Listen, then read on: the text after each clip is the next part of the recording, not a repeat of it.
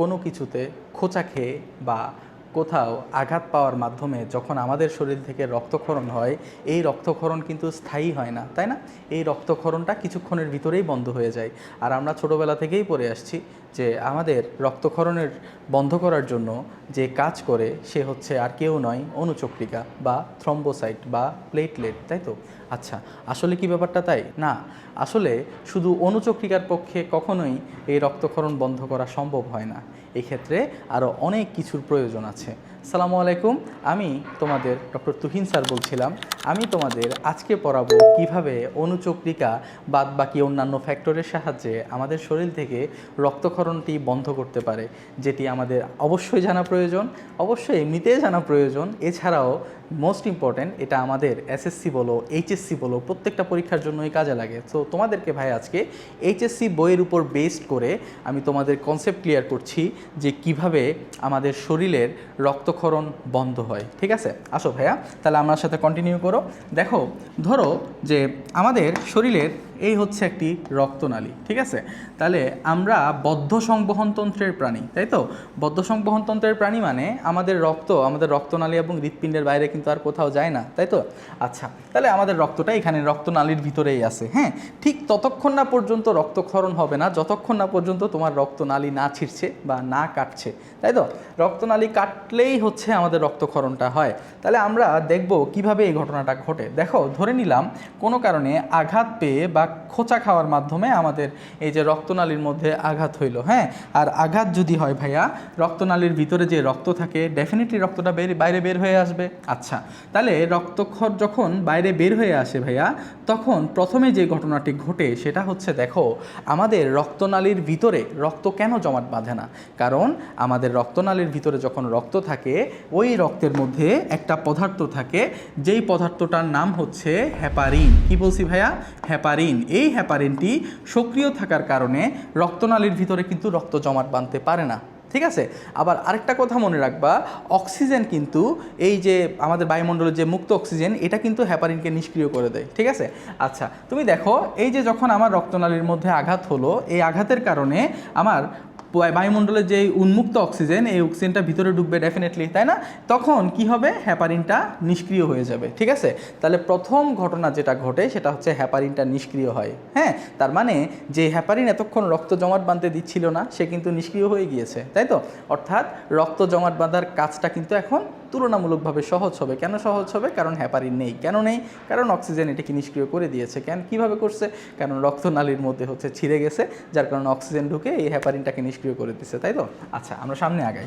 দেখো, এখন এই ঘটনা ঘটার পর যেটা হয়, এই যে রক্তনালীটা ছিঁড়ে গেল না, এই ছিঁড়া রক্তনালী দিয়ে যেটা নির্গত হয় সেটা হচ্ছে আমাদের থ্রম্বোসাইট বা অনুচক্রিকা। ঠিক আছে, তাহলে এখান থেকে নির্গত হচ্ছে কে? আমাদের থ্রম্বোসাইট বা অনুচক্রিকা। আচ্ছা ভাইয়া, দেখো, এই থ্রম্বোসাইট থেকে একটা প্রোটিন খরিত হয়, যে প্রোটিনটার নাম হচ্ছে থ্রম্বোপ্লাস্টিন। কি নাম বললাম ভাইয়া? থ্রম্বোপ্লাস্টিন। তাহলে থ্রম্বোসাইট থেকে কি খরিত হইল?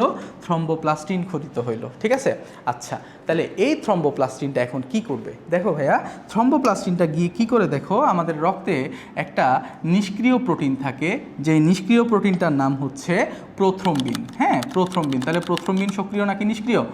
নিষ্ক্রিয়। হ্যাঁ, তাহলে এই যে নিষ্ক্রিয় যে প্রোথ্রম্বিনটা রয়েছে, প্রোথ্রম্বিনকে আমি মাইনাস চিহ্ন দিয়ে বোঝাচ্ছি নিষ্ক্রিয়। এই প্রোথ্রম্বিন যেটা রয়েছে, আমাদের থ্রম্বোপ্লাস্টিন কি করে, দেখো ভাইয়া, প্রোথ্রম্বিনকে সক্রিয় বানায়। হ্যাঁ, সক্রিয় বানায় এটাকে বানিয়ে ফেলে হচ্ছে থ্রম্বিন। কি বানায় ভাইয়া?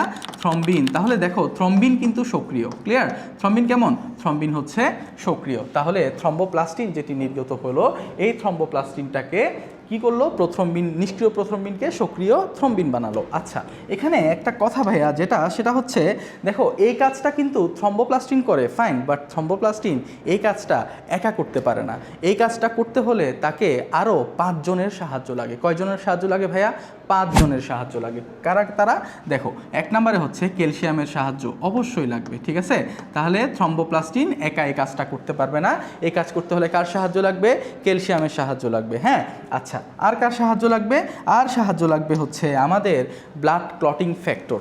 ঠিক আছে, আমরা জানি আমাদের রক্ত রক্তক্ষরণ বন্ধ করার জন্য বা ব্লাড ক্লট করার জন্য কিছু ফ্যাক্টর আছে, 13টা ফ্যাক্টর আছে। ওই ফ্যাক্টরগুলোর মধ্যে দেখো, ওই ফ্যাক্টরগুলোর মধ্যে স্পেসিফিকলি যদি ভাইয়া তোমাদেরকে বলি তাহলে ফ্যাক্টর 7, ফ্যাক্টর 8, ফ্যাক্টর 9 এবং ফ্যাক্টর 10। তাহলে কয়টা ফ্যাক্টর?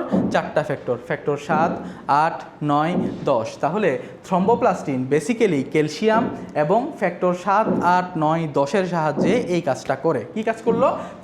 নিষ্ক্রিয় প্রথ্রম্বিনকে সক্রিয় থ্রম্বিন বানানো। ঠিক আছে, আচ্ছা এরপরে কি ঘটনা ঘটে দেখো, এই যে থ্রম্বিন যেটা আসলো, এই থ্রম্বিনটা এখন আমাদের আরেকটি প্রোটিন রয়েছে যেটার নাম হচ্ছে ফিব্রিনোজেন, হ্যাঁ, বা ফাইব্রিনোজেন বলি আমরা এটাকে। তাহলে এই যে ফাইব্রিনোজেন নামক যে প্রোটিনটা রয়েছে, এই ফাইব্রিনোজেন নামক প্রোটিন থেকে কি করে থ্রম্বিন এটাকে পরিণত করে হচ্ছে একটা ফাইব্রিন মনোমারে। কিসে পরিণত করে ভাইয়া? ফাইব্রিন মনোমার, হ্যাঁ, ফাইব্রিন মনোমার। আচ্ছা ভাইয়া একটা জিনিস দেখো, ফাইব্রিনোজেন নামটাকে একটু ভাঙো তো। ফাইবার নামটা এখানের মধ্যে আছে না? ফাইবার শব্দের অর্থ কি? তন্তু। জেন মানে কি? জেনেসিস মানে কি? সৃষ্টি। তার মানে যেই প্রোটিন থেকে বিভিন্ন তন্তু সৃষ্টি হয় বা তন্তুর মতো পদার্থ সৃষ্টি হয় তাদের নাম হচ্ছে ফাইব্রিনোজেন। ক্লিয়ার? এখন দেখো ফাইব্রিনোজেন ভেঙে কি হইলো? ফাইব্রিন মনোমার হইলো। দেখো ফাইব্রিন মনোমার, ফাইব্রিন মানে কি? ফাইবার মানে তন্তু, মনোমার মানে কয়টা? একটা। আমরা জানি ভাইয়া মনোমার, তারপরে হচ্ছে পলিমার, আমরা জানি না মনো শব্দের অর্থ কি? এক। তাহলে কয়টা তন্তু তৈরি করলো? একটা তন্তু তৈরি করলো। ভাইয়া দেখো তাহলে একটা থ্রম্বোসাইট থেকে তৈরি হইলো কয়টা তন্তু? একটা তন্তু। কিন্তু দেখো ভাইয়া, আমার এই রক্তনালী যখন আঘাতপ্রাপ্ত হয়েছিল তখন কি আসলে শুধুমাত্র একটা থ্রম্বোসাইট নির্গত হয়েছিল? না, আসলে এখানে লক্ষ লক্ষ থ্রম্বোসাইট নির্গত হয়। তার মানে ফাইব্রিন মনোমারের সংখ্যা কিন্তু একটা না, এখানে অনেকগুলা ফাইব্রিন মনোমার সৃষ্টি হবে, তাই তো? আচ্ছা এবার যে ঘটনাটা ঘটে দেখো, অসংখ্য ফাইব্রিন মনোমার এখন একসাথে হবে। ঠিক আছে, একসাথে হয়ে কি তৈরি করবে? একসাথে হয়ে আমরা জানি মনোমার একসাথে হলে পলিমার তৈরি হয়, তাই না? তাহলে ফাইব্রিন মনোমারগুলা এখন একত্রিত হয়ে যেটা তৈরি করবে তার নাম হচ্ছে ফাইব্রিন পলিমার। কি সৃষ্টি হইলো ভাইয়া? Fibrin polymer. আচ্ছা এই ফাইব্রিন পলিমার সৃষ্টি হওয়ার জন্য কিন্তু একটা ফ্যাক্টরের প্রয়োজন, যেটা হচ্ছে ফ্যাক্টর 13, সর্বশেষ যে ফ্যাক্টরটা, হ্যাঁ, ফাইব্রিন স্টেবিলাইজিং ফ্যাক্টর যেটা রয়েছে। তাহলে ফ্যাক্টর 13-এর সাহায্যে কি হলো? ফ্যাক্টর 13-এর সাহায্যে ফাইব্রিন মনোমারটা ফাইব্রিন পলিমারে তৈরি হইলো। ঠিক আছে, তার মানে ঘটনাটা দেখো ভাইয়া, তোমাদেরকে যদি ভাই একটু বুঝাই, এখানের মধ্যে খেয়াল করো যে এই হচ্ছে ওই যে রক্তনালী যেটা ছিল, হ্যাঁ, এই রক্তনালীটার মধ্যে এই হচ্ছে যেখানে আঘাত পেয়েছিল, তাহলে আঘাত পাওয়ার ফলে এখান থেকে বের হয়েছিল কে? এখান থেকে বের হয়েছিল থ্রম্বোসাইট, তাই না? ওই থ্রম্বোসাইট দেখো ভাইয়া কি করছে? ক্যালসিয়াম ফ্যাক্টর 7, 8, 9, 10-এর সাহায্যে আমাদের প্রথ্রম্বিনকে সক্রিয় করে থ্রম্বিন বানাইছে। তারপর থ্রম্বিনটা কি করছে? ফাইব্রিনোজেন থেকে ফাইব্রিন মনোমার বানাইছে। মনোমার মানে কয়টা? একটা তন্তু। তার মানে দেখো ভাইয়া, এই যে এখানে একটা তন্তু তৈরি হইলো। এবং তোমার ভাইয়া কিন্তু বলছিলাম যে শুধুমাত্র একটা থ্রম্বোসাইট থেকে একটা তন্তু, কিন্তু বেসিক্যালি এখানে লক্ষ লক্ষ থ্রম্বোসাইট বেরিয়েছে, তার মানে অনেক তন্তু হবে না? তাহলে এখানে দেখো ভাইয়া, বেসিক্যালি শুধু একটা তন্তু না, এখানে অসংখ্য তন্তু তৈরি হবে, অসংখ্য, তাই তো? এবং দেখো এই যে অসংখ্য তন্তু তৈরি হয়েছে, এই অসংখ্য তন্তুকে কিন্তু আবার পরবর্তীতে ফ্যাক্টর 13 ফাইব্রিন মনোমারগুলাকে একসাথে করে কি বানিয়ে ফেলেছিল? Fibrin polymer. তার মানে ফ্যাক্টর 13-এর সাহায্যে এখানে এই অসংখ্য তন্তুগুলা পুনরায় একসাথে হয়ে জমাট বেঁধে এই যে একটা বাধা তৈরি করে দিছে ভাইয়া। দেখো তো এই বাধার কারণে এখন কি আর কোনো রক্ত বের হইতে পারবে?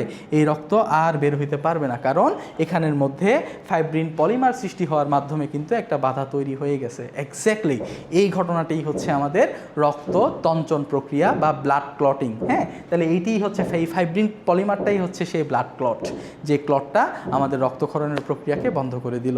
অর্থাৎ দেখো তাহলে এখানে কিন্তু থ্রম্বোসাইট একা ওই কাজটা করতে পারে নাই, থ্রম্বোসাইটকে এই কাজটা করার জন্য ক্যালসিয়ামের সাহায্য নিতে হয়েছে, আরও কিছু ফ্যাক্টরের সাহায্য নিতে হয়েছে। ঠিক আছে, আসলে এভাবে সম্মিলিত প্রয়াসের মাধ্যমে আমাদের দেহের মধ্যে যদি কোনো কারণে রক্তক্ষরণ হয়, ওই রক্তক্ষরণটা বন্ধ হয়। আশা করি তোমরা অনেক কিছু শিখতে পারছো। এই ব্যাপারটি আমাদের পরীক্ষার জন্য খুবই ইম্পর্টেন্ট। এইচএসসি পরীক্ষা, মেডিকেল অ্যাডমিশন টেস্ট পরীক্ষা বলো, সকল পরীক্ষায় কিন্তু আমাদের এইখান থেকে কোশ্চেন থাকে, রিটেনে কোশ্চেন থাকে, এমসিকিউতে আসে। ঠিক আছে, তাহলে আমরা ইনশাল্লাহ ভাইয়ার ক্লাসটি যদি করতে পারো, তাহলে এরপরেই দেখবা কোনো একটা বইয়ে গিয়ে তুমি যখন পড়তে থাকবা, দেখবা সব কিছু ইনশাল্লাহ খুব ভালো করে বুঝে গিয়েছো। ঠিক আছে, তাহলে আজকে এই পর্যন্ত রইল ভাইয়া। পরবর্তীতে অন্য নতুন কোনো ভিডিও নিয়ে তোমাদের সাথে ইনশাল্লাহ দেখা হবে। হ্যাঁ, আসসালামু আলাইকুম।